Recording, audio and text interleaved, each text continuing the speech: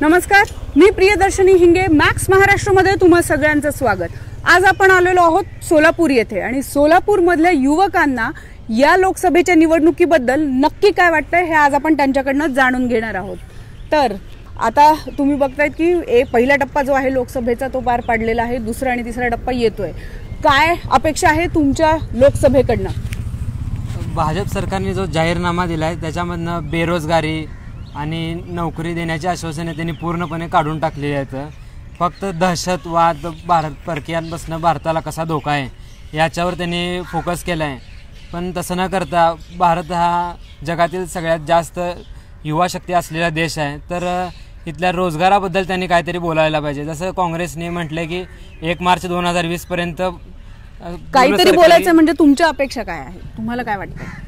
कारण त्यांनी सरकारी पदं पूर्णपणे भरून घेतली पाहिजेत, बेरोजगारीचं प्रमाण कमी करायला पाहिजे, कौशल्य केंद्र विकसित करायला पाहिजेत, हे आमचं मत आहे.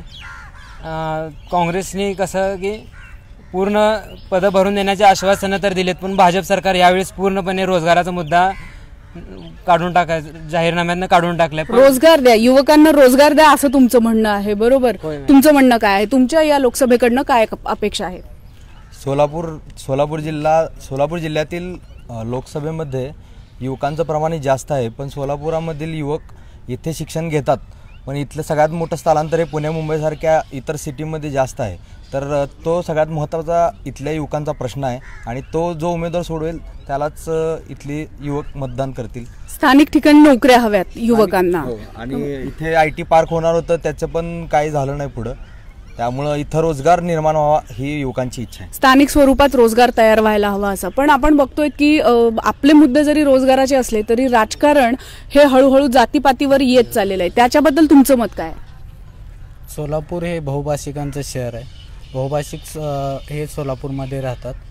जातीच्या राजकारणापेक्षा विकासाचं राजकारण करणं महत्त्वाचं आहे. लोकांना कसं आहे, शेतकऱ्यांना शेतीनुरूप विकास हवा आहे, विद्यार्थ्यांना रोजगारनुरूप विकास हवा आहे आणि सामान्य माणसाला त्याच्या आर्थिक जडणघडणीत विकास होणं आवश्यक आहे. गेल्या सरकारनं 15 लाखाची घोषणा केली, ती अद्यापपर्यंत पूर्ण नाही. नंतर 2 कोटी रोजगाराची अपेक्षा व्यक्त केली होती युवकांनी, ती पूर्ण नाही. नंतर ग्रामीण भागातील शेतकऱ्यांच्या ज्या आत्महत्येचं प्रमाण वाढलं आहे त्याचं प्रमाण कमी होणं आवश्यक आहे. शेतकऱ्यांना ज्या योजना भरपूर मिळायला पाहिजे त्या मिळणं आवश्यक आहे. हो, पण हे आपण मागतोय. आपण राजकारण जर बघितलं तर ते जातीपातीवर येऊन थांबलेलं आहे. तर या जातीपातीच्या राजकारणावर तुमचं मत काय आहे? मला वाटतं या राजकारण हे खालच्या पातळीवर चाललेलं आहे, जातीपातीजवळ. ॲक्च्युली तसं पाहिलं तर भारत आज जातीपातीवर न जाता एक विकासावर झाला पाहिजे. सर्व धर्म स्वभाव सर्व समाजाने एकत्रित घेऊन विकास करायला पाहिजे, जेणेकरून खालच्या थराचं असेल त्यांना कसं वर आणता येईल. जे मध्यमवर्गीय जे लोकांना असेल त्यांना काय पाहिजे, उदाहरणार्थ त्यांना जे नोकरीची अपेक्षा असेल तर प्रत्येक जिल्ह्यामध्ये एक रोजगार करण्याची किंवा तिथे इंडस्ट्रियल उभा करण्याची मानसिकता ही राजकारणाच्या लोकांमध्ये असायला पाहिजे. मला वाटतं सर्व जिल्ह्यामध्ये ज्यांच्या नेत्यामध्ये पॉवर आहे, राजकारणामध्ये वजन आहे, तिथंच रोजगार जास्त उपलब्ध होत आहेत आणि बाकीच्या जिल्ह्यामध्ये रोजगार कमी होत आहे. असं होऊ नये. तर समपातळ सर्वांना जिल्ह्यामध्ये जर आपण रोजगार दिलं असं तर सर्वांना रोजगार मिळेल, समान संधी मिळेल. आणि एक तर शैक्षणिक क्षेत्रामध्ये जर मला वाटतं आता जे इंडस्ट्रीज जे प्रमाण जे लागणार आहेत शैक्षणिक पात्रता, त्यानुसार सर्व विद्यापीठ म्हणा, कॉलेज म्हणा, शिक्षण क्षेत्रामध्ये बदल घडायला पाहिजे, जेणेकरून त्या इंडस्ट्रीला काय शिक्षण लागणार आहे, काय पाहिजे ते अभ्यासक्रम त्या पद्धतीचे रोजगार तयार होऊन तशी शिक्षण द्यायला पाहिजे, जेणेकरून ते तो विद्यार्थी तिथं त्याला त्या नोकरीमध्ये त्याला काम मिळण्याची त्याला 100% शाश्वत मिळालं पाहिजे, जेणेकरून साऊथचे लोक इकडं येतात का त्यानुसार तिथं शैक्षणिक सुविधा दिल्या जाते, त्यामुळे ते लोक इथे सिलेक्शन होतात. आपण मागं राहिलो त्यानुसार त्यांच्या पुढं कसं शिक्षण क्षेत्रामध्ये बदल घडता येईल ते यायला पाहिजे.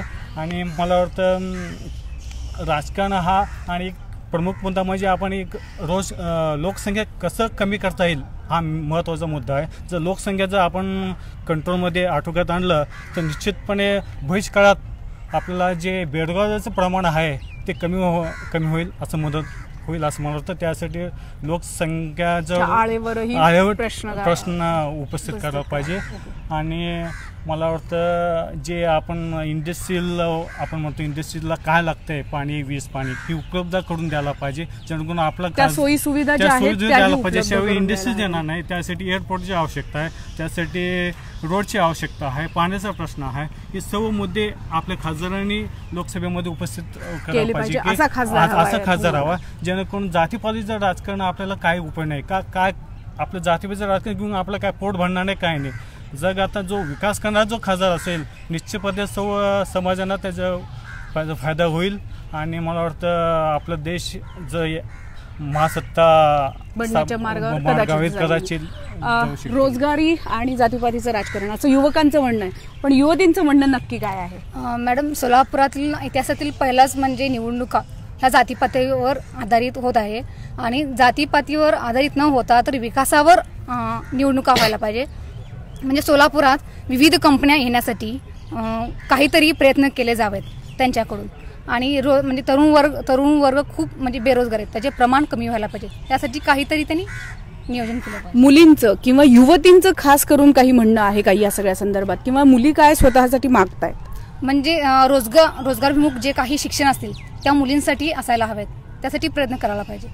सुरक्षितता, सोलापूर मधली जी सुरक्षितता आहे त्याच्याबद्दल काही म्हणायचं तुम्हाला? सुरक्षितता म्हणजे जे काय हे आपल्यापासून आपणच संरक्षण म्हणजे करून घ्यायला पाहिजे. म्हणजे असं दुसऱ्यांकडून स्वयंपूर्ण होणं असं अपेक्षित आहे तुम्हाला. या व्यतिरिक्त आणखीन आपण बघतो की पाणी, लाईट या सगळ्या मुद्द्यांवर फारसं कोणी बोलत नाहीये, तर त्याबद्दल काय मत आहे? हो ना, म्हणजे नागरिकांच्या खूप काही समस्या आहेत. म्हणजे 4 दिवसाआड पाणी येतात, काही ठिकाणी 8-8 दिवसासाठी पाणी येतात. आणि लाईटीचे प्रश्न आहेत, रस्त्या खराब आहेत. मग त्याकडेही त्यांनी लक्ष द्यायला पाहिजे. इतकी वर्ष आपण बघतोय की गरिबी आणि रस्ते, वीज, पाणी यावरच निवडणुकांचे काही जाहीरनामे येत आहेत, पण होत खरं तसंच आहे का, किंवा त्याच्यापेक्षा जास्त काही होण्याची अपेक्षा आहे का? नमस्कार, माझं नाव अनुज कदम. आज सोलापूरमध्ये लोकसभेचं जे काही वादळ घुमत आहे त्यामध्ये कोणीही मूलभूत प्रश्न, सोलापुरातील सर्वात मूलभूत प्रश्न आहे की पाण्याचा. आज सोलापूर शहरामध्ये पाणी 8 दिवसाआड, तेही 2 तास 3 तास या दरम्यान होतो. की हा मूलभूत प्रश्न आतापर्यंत जे काही सत्ताधारी होऊन गेले हा प्रश्न कोणीही सोडवला नाही. लोकसभेमध्ये त्याच्याबद्दल आवाज उठवला नाही. त्यानंतर दुसरा मुद्दा आहे महागाई. दिवसेंदिवस महागाई वाढत आहे. की आज पाहतो आपण पेट्रोल, डिझेल यावरच आपल्या बाकीच्या गोष्टी अवलंबून आहेत. त्यावर आज पेट्रोल 2 रुपयानं वाढलं तरी त्यानंतर ते कुठेतरी 2 पैशानं 3 पैशानं कम केले जाते. तर हे त्याचा रेट जो आहे ना तो फिक्स केला तर बाकीच्या गोष्टी स्थिर राहतील. त्यानंतर जे काही इतर साधन सामग्री आहेत ते आपल्याला जनतेला उपलब्ध होतील असं माझं वैयक्तिक मत आहे. युवकांचं म्हणणं आहे की आम्हाला रोजगार हवाय, पाणी हवंय आणि जातीपातीचं राजकारण नकोय. पण आपल्याबरोबर आपले पत्रकार बंधू पण आहेत, तर त्यांचं म्हणणं याबद्दल नक्की काय आहे? मी अविनाश कुलकर्णी, गेली अनेक वर्ष सोलापुरात पत्रकारितेत काम करतो आणि सोलापूरचे प्रश्न या ठिकाणी विचारण्यात आले. सोलापूरचे प्रश्न इथे युवकांनी आता सांगितले तेच प्रश्न आहेत. पण सोलापुरात राजकीय पक्ष निवडणुकीमध्ये महानगरपालिका म्हणजे लोकसभेच्या निवडणुकीलाही महानगरपालिकेचे प्रश्न मांडतात, हे दुर्दैव आहे. आणि दुर्दैव दुसरं असं आहे की हे महानगरपालिकेच्या लेवलचे जरी प्रश्न असले तरी ते गेल्या 30 वर्षात सुटलेले नाहीत. पाण्याचा प्रश्न 30 वर्षापूर्वी जो गंभीर होता तोच आज आहे. रस्त्यांचा प्रश्न आज तोच आहे. विजेचा प्रश्न आज तोच आहे. मग प्रश्न सुटले कुठले असा प्रश्न लोकांपुढे आणि युवकांपुढे पडणं आणि त्यामुळे चीड उत्पादन होणं हे नक्की आहे. आणि युवकांमधली चीड निश्चितच आहे, परंतु कोणी खबरदारी घेत नाही. राजकीय पक्ष त्यावेळेला असे काही मुद्दे उपस्थित करतात आणि त्याला समाज भाळतो, सर्व समाज. हे दुर्दैव आहे या शहराचं. खरं तर सोलापूर शहरामधून 4 महामार्ग गेलेले आहेत. लोहमार्ग आहेत जे दक्षिणेला जोडणारे आहेत आणि मुंबईसारख्या मोठ्या शहराला जोडणारे महामार्ग या शहरातनं गेलेत. विमानतळ इथं आहे, विमानतळाचं अस्तित्व आहे. विमानं 200-300 विमानं खाजगी स्वरूपात दररोज येतात, पण नियमित विमान सेवा कोणी सुरू करत नाहीत. म्हणजे ज्या प्रश्नाला थोडंसं आपण जर चालना दिली तर सोलापूरचे मूलभूत प्रश्न सुटू शकतील. आणि सोलापूरचा विकास जो पूर्वी होत होता, जे सोलापूर अगदी वेगात होतं, म्हणजे औद्योगिक शहर म्हणून सोलापूरचं कडे बघितलं जायचं. यंत्रमाग चांगले चालत होते, सोलापुरात सूतगिरण्या चांगल्या चालत होत्या. सोलापुरात कधी नव्हे इतकं फल उत्पादन आहे, परंतु या फल उत्पन्नाचा बाय प्रॉडक्ट करण्याकडे जो जाणीवपूर्वक दुर्लक्ष केलं गेलं, यामुळेही शहर मागं आलेलं आहे असं मला एकंदरीत वाटतं. इतक्या सुविधा असल्यानंतरही उद्योगधंदे काही वाढीस लागताना इथे दिसत नाहीये. IT पार्कचा जो विषय होता तोही आपण बघतोय की वाढीला लागलेला नाही. तर याची काय कारण असू शकतील असं तुम्हाला वाटतंय? नाही, याची कारण अशी आहेत की आपल्या नेतृत्वामध्ये व्यापकतेचा अभाव आहे. लॉंग टर्म मध्ये शहराला काय लागेल याचा विचार फार अपवादाने होतो आणि एखादा नेता जर असं करतो तर त्याच्या वाईटही अनुभवलेलं आहे. ज्या वेळेला सुशील कुमार शिंदेंनी उजनी ते सोलापूर ही थेट पाईपलाईन आणण्याचा प्रश्न 25 वर्षापूर्वी हाती घेतला, त्यावेळेला त्यांना लोकांनी वेड्यात काढलं, तुम्हाला जावयाला किंवा नातेवाईकाला ह्याचं टेंडर द्यायचंय म्हणून एवढं खर्चिक 100 कोटीची योजना काय गरजेचं आहे. पण दुर्दैवाने किंवा सुदैवाने शिंदेच्या आणि शहराच्या की हेच पाईपलाईनचं पाणी आपल्याला उपयोगी पडलं. लॉंग टर्म विचार करा. सुशील कुमारांनी केलं म्हणून नाही, मागच्या कुठल्याही खासदारांनी असे पुढे 25 वर्षांनी या शहराचे काय प्रश्न होणार आहेत या दृष्टीने नियोजन करायला पाहिजे. ते होत नाही. उलट जो करेल त्याचे पाय खेचण्याचं काम या शहरात इतर पक्षाच्या नेतृत्वाकडनं होतंय, हे दुर्दैव आहे. आणि युवक जरी म्हणत असले की नोकऱ्यांसाठीच काय युवकांनी प्रयत्न करावेत, असाही माझा इथल्या युवकांना प्रश्न आहे. स्वतः उद्योजक होण्याच्या दृष्टीने जी उमेद हवी, जी मुंबई, पुण्याच्या, औरंगाबादच्या, नागपूरच्या युवकांमध्ये आहे, मी माझा कारखाना काढीन, मी 25 जणांना कामाला घेईन, ही जी उमेद आहे, किंवा आम्ही एकत्र येऊन एखादा उद्योग स्थापन करू, ती उमेद ते हरतात. ते कुठल्या तरी एका राजकीय पुढाऱ्याच्या मागं किंवा एका सरकारी अधिकाऱ्याच्या मागं लागतात आणि स्वतःचं तरुण पण त्यामध्ये सगळं विरून जातं आणि मग अशा प्रसंगाला येऊन, अशा वयाला येऊन ठापतात की दुसऱ्यांनी काहीतरी करावं आणि मी तिथं जाऊन नोकरी करावी. हा एक युवकांनी आपला जो मनामध्ये जे मागं पडण्याची जी पॉईंट आहे ह्याच्यावरती लक्ष केंद्रित करावं. स्वतः उद्योजक बनण्याच्या दृष्टीने प्रयत्न केले पाहिजे. आणि सोलापुरात निश्चितच असं आहे की बेरोजगारी मोठ्या प्रमाणावर असं म्हणणार अर्थ नाही. MIDC मध्ये जर आपण गेलो तर प्रत्येक कारखान्याच्या बाहेर कामगार पाहिजेत अशी पाटी आहे सोलापुरात. सोलापुरातला यंत्रमाग धंदा व्यवस्थित चालू शकेल, पण यंत्रमाग चालवण्यासाठी आता नवीन पिढी म्हणजे जे आता यंत्रमागावर काम करतात त्यांची मुलं यंत्रमागावर काम करायला तयार नाहीत. ह्याच्या मागची कारणं शोधली पाहिजेत. त्या दृष्टीने कौशल्य प्रशिक्षणाचा मगाशी मुद्दा उपस्थित केला, त्याच्यावर लक्ष केंद्रित केलं पाहिजे. सोलापूरचा विडी उद्योग आहे, महिला मोठ्या प्रमाणावर रोजगार मिळतो. जेव्हा बंदी येईल तेव्हा बंदी येईल, पण चालू असेपर्यंत त्या विडी उद्योगाचं नियोजन होऊन विडी उद्योग व्यवस्थित चालेल. हजारो लोकांना त्यातनं महिलांना रोजगार रोख स्वरूपात नियमित मिळतो, तो चाललेला या दृष्टीने नियोजन व्हायला गरजेचं आहे असं मला वाटतं. युवक नाउमेद होत आहेत असं आपल्याला दिसतंय, तर याला जबाबदार खासदार आहेत का? तुम्हाला काय वाटतं?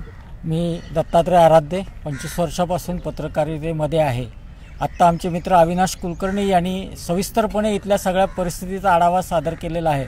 परंतु इथल्या एकाही आत्तापर्यंतच्या खासदारांनी मोठा उद्योग या ठिकाणी येईल असा प्रयत्न झालेला नाही आहे. आत्तापर्यंत सुशीलकुमार शिंदेनी वीज निर्मितीचा इथं प्रकल्प आणला, परंतु त्याच्यामधील कामगारांची भरती सगळी जर पाहिली तर ही बऱ्याच अंशी बाहेरच्या ठिकाणची भरती झालेली आहे, हे लक्षात ठेवलं पाहिजे. त्यामुळे इथं रोजगार आला तरी इथल्या युवकांना रोजगार निश्चितच मिळेल याची खात्री वाटत नाही. कारण का त्या पद्धतीचं शिक्षण इथं मिळत नाही आहे आणि इथलं मिळालेलं शिक्षण घेऊन अनेक युवक इथून जरी बाहेर जात असले तरीसुद्धा आत्ता कुलकर्णी सरांनी ज्या पद्धतीने सांगितलं की स्वतःचे उद्योग करण्यासाठी इथं आवश्यक ते मार्गदर्शनसुद्धा खासदारांकडून होत नाही. एकाही खासदारांनी इथं युवकांसाठी कौशल्य विकास प्रशिक्षण होईल किंवा चांगल्या वेगळ्या पद्धतीचं शिक्षण दिलं जाईल अशा पद्धतीचं प्रशिक्षण केंद्र उभारण्याचा प्रयत्न केलेला नाही. एवढंच काय, पुण्यामध्ये आंबेडकरच्या इथं जे काय म्हणतात त्याला यशदा जे आहे स्पर्धा परीक्षांसाठी, तशा प्रकारचं केंद्रसुद्धा या सोलापुरात कुणी उभा करू शकलेलं नाही. त्यामुळे इथले युवक रोजगारासाठी तर बाहेर जातच आहेत, त्याचबरोबर स्पर्धा परीक्षांचा अभ्यास करण्यासाठी सुद्धा इथून पुणे, मुंबई, दिल्ली, बेंगलोर, मद्रास, हैदराबाद अशा शहरामध्ये जाऊन त्याचं प्रशिक्षण घेत आहे. किमान एवढं जरी झालं या शहरामध्ये की एक चांगलं मोठं प्रशिक्षण केंद्र युवकांसाठी स्पर्धा परीक्षासाठी, तर युवकाला नवीन नवीन त्यामधून विषय कळतील, प्रशिक्षण मिळेल असं वाटतं. आणि खासदारांच्या अनेक प्रयत्नांमधून विमानसेवा हे महत्त्वाचं कारण या ठिकाणी आलेलं आहे. आत्तापर्यंत अनेक उद्योजक येऊन इथं पाहून गेले, इथला लेबर स्वस्त आहे, पाण्याची व्यवस्था होऊ शकते याची खात्री वाटते. पण दळणवळणाची जी साधनं आहे त्यांना आवश्यक असतं ती विमानसेवा मात्र काही इथं झालेली नाही. आंतरराष्ट्रीय विमानतळासाठी जागेचं संपादन झालेलं आहे, परंतु त्याचा काही विकास पुढं झालेला नाही. ओडगी विमानतळाचा प्रश्न वादामुळं तो काही पूर्ण होत नाही आहे, अशी सगळी इथली दळणवळणाची परिस्थिती आहे. त्यामुळं मला वाटतं की खासदारांनी यासाठी अधिक प्रयत्न आगामी काळात झाले पाहिजे. सोलापूरच्या निवडणुकीच्या बाबतीत थोडंसं विश्लेषण असं करावं लागेल. सोलापूरचे यंदाचे अनेक जरी उमेदवार असले तरी तिरंगी सामना आहे. आणि तिघही ग्रॅज्युएट आणि डॉक्टरेट PhD धारक आहेत. ही निवडणूक खरं तर उमेदवारांची म्हणजे मतदारांची कसोटी लागणारी आहे. कुणाला मतदान करावं, तिन्ही समान आहेत, तिघांनाही चांगला अनुभव आहे. एकाला राजकीय अनुभव कमी असला तरी अध्यात्मातला किंवा जनमानसात समाजसेवेचा अनुभव आहे म्हणजे भाजपचे उमेदवार, आणि बाकीच्या दोघांना राजकीय अनुभव चांगला आहे. परंतु ही निवडणूक क्वालिफाईड ह्या दृष्टीने न बघता जातीवादावर जाती, हे दुर्दैव आहे. सोलापुरातल्या तिन्ही उमेदवारांनी, त्यातल्या त्यात वंचित बहुजन आघाडीच्या उमेदवारांनी तर उघडपणे म्हणजे जातीवादावरती आधारित मतं मागणं सुरू केलंय. हे बघून लिंगायत समाजाचे जे उमेदवार आहे जय सिद्धेश्वर स्वामी, त्यांनी तर धर्मवादच मांडला. मग आता ह्या मधल्यामध्ये सँडविच होत आहे सुशील कुमार शिंदेचं. त्यांनी थोडं धड धर्मवादाकडेही नाहीत, धड या जातीच्या निगडीत नाहीत. ते दाखवत आहेत की मी आमचा पक्ष हा धर्मनिरपेक्ष आहे, परंतु तसंही होत नाही. इतर ज्या राहिलेल्या जाती आहेत त्या आपल्याकडे येतील का, या दृष्टीने त्यांच्याही पक्षाचं नियोजन सुरू आहे.